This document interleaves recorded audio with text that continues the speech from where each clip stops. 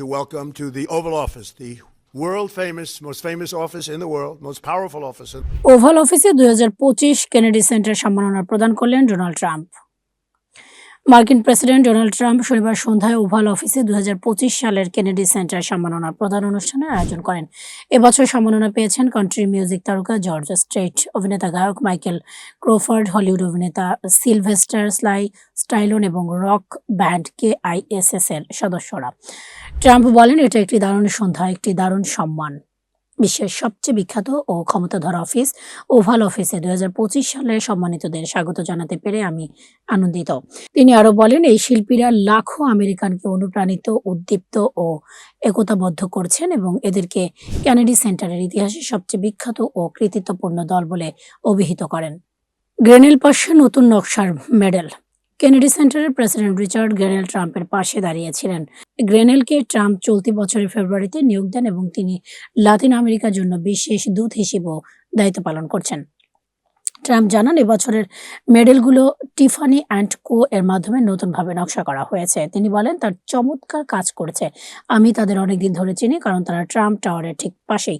প্রথম মেয়াদে এড়িয়ে গেলেও দ্বিতীয় মেয়াদে ট্রাম্পের আগ্রহ। ট্রাম্প তার প্রথম মেয়াদে কখনোই জন এফ কেনেডি সেন্টার পরিদর্শন করেননি এবং বাৎসরিক পুরস্কার অনুষ্ঠানও অংশগ্রহণ নেননি। তবে দ্বিতীয় মেয়াদে তিনি এতে বিশেষ আগ্রহ দেখাচ্ছেন। ক্ষমতায় আসার পর তিনি সেন্টারের বোর্ড অব ট্রাস্টিজ পুনর্গঠন করে নিজের সমর্থকদের নিয়োগ দিয়েছেন এবং প্রতিশ্রুতি দিয়েছেন যে কেনেডি সেন্টারকে মার্কিন শিল্প ও সংস্কৃতির মুকুট রত্ন হিসেবে গড়ে তুলবেন। সম্মাননা প্রাপকদের নির্বাচন কিভাবে হয়েছে তা স্পষ্ট নয়, তবে আগস্টে তালিকা ঘোষণা করার সময় ট্রাম্প দাবি করেছিলেন যে তিনি 98% সিদ্ধান্তে জড়িত ছিলেন। রেকর্ড রেটিংয়ের ভবিষ্যৎবাণী। শনিবারে মেডেল প্রদান অনুষ্ঠান শেষে ট্রাম্প বলেন, আমি বিশ্বাস করি এবং ভবিষ্যদ্বাণী করছি, এটা হবে কেনেডি সেন্টার ইতিহাসে সর্বোচ্চ দর্শকপ্রিয় অনুষ্ঠান।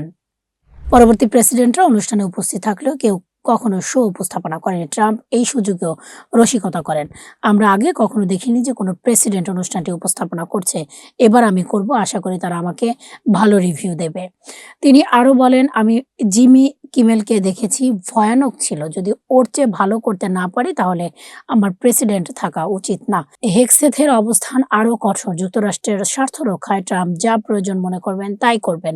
মার্কিন প্রতিরক্ষামন্ত্রী পিট হেগসেথ শনিবার আবারও যুক্তরাষ্ট্রের ক্যারিবীয় অঞ্চলে সন্দেহভাজন মাদক কার্টেল সংক্রান্ত নৌকায় সামরিক হামলার পক্ষে তার অবস্থান পুনর্ব্যক্ত করেছেন। তিনি বলেন, আন্তর্জাতিক আইন লঙ্ঘনের অভিযোগ নিয়ে উদ্বেগের কিছু নেই। প্রেসিডেন্ট ডোনাল্ড ট্রাম্প প্রয়োজন মনে করলে যে কোনো সামরিক পদক্ষেপ নিতে পারেন।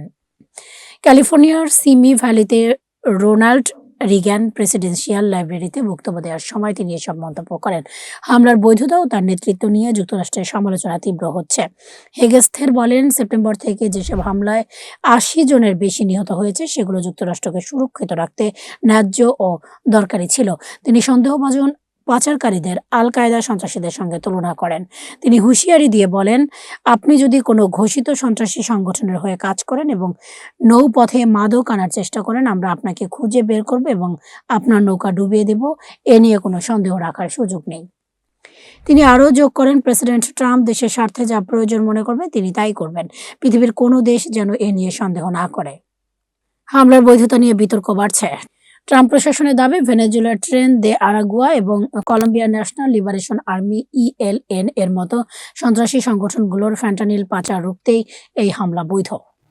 কিন্তু বহু আইন বিশেষজ্ঞ বলছেন, যুক্তরাষ্ট্র ক্যারিবীয় অঞ্চলে কোনো সশস্ত্র যুদ্ধ নেই। পাচারকারীরাই যুক্তরাষ্ট্র বা বিদেশি মার্কিন সম্পদে কোনো আক্রমণও চালায়নি, তাই যুদ্ধ আইন প্রযোজ্য হয় না।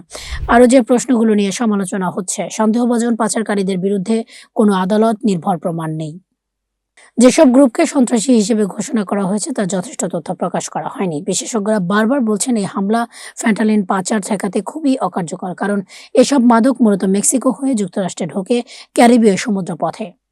হামলার পর আরও সমালোচনা বাড়ে যখন ওয়াশিংটন পোস্ট জানায়, 2 সেপ্টেম্বরের এক হামলার পর 2 জন বেঁচে থাকা লোক যখন ভাসমান ধ্বংসাবশেষ ধরেছিল তখন দ্বিতীয় হামলার নির্দেশ দেওয়া হয়েছিল। পত্রিকাটি জানিয়েছিল এটি নাকি হেগেস্থের সবাইকে মেরে ফেলা নির্দেশনার সঙ্গে সামঞ্জস্য রাখতে করা হয়। হেগেস্থে অবশ্য তা অস্বীকার করেছে। তিনি বলেছেন তিনি শুধু প্রথম হামলা পর্যবেক্ষণ করেছেন, পরবর্তী 1-2 ঘন্টা ছিলেন না।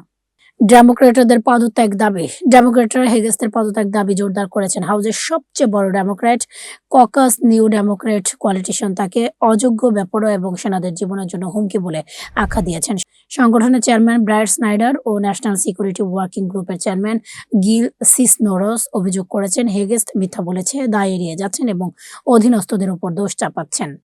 পারমাণবিক পরীক্ষা পুনরায় শুরুর প্রতিশ্রুতি। হেগেস আবারও ট্রাম্পের সেই প্রতিশ্রুতি পুনর্ব্যক্ত করেন। চীন ও রাশিয়ার সঙ্গে সমানভাবে যুক্তরাষ্ট্র পারমাণবিক পরীক্ষার পুনরায় শুরু করবে। তিনি মধ্যপ্রাচ্যের যুদ্ধে রিপাবলিক নেতাদের সমর্থন সমালোচনা করেন এবং জলবায়ু পরিবর্তন সামরিক প্রস্তুতির জন্য বড় হুমকি এমন দাবিকে অপ্রাসঙ্গিক বলে মন্তব্য করেছেন। তিনি বলেন, ওয়ার ডিপার্টমেন্ট গণতন্ত্র রপ্তানি, অনির্দিষ্ট যুদ্ধ, শাসন পরিবর্তন, জলবায়ু রাজনীতি বা দেশ গড়ার ব্যর্থ প্রচেষ্টায় মনোযোগ দেবে না।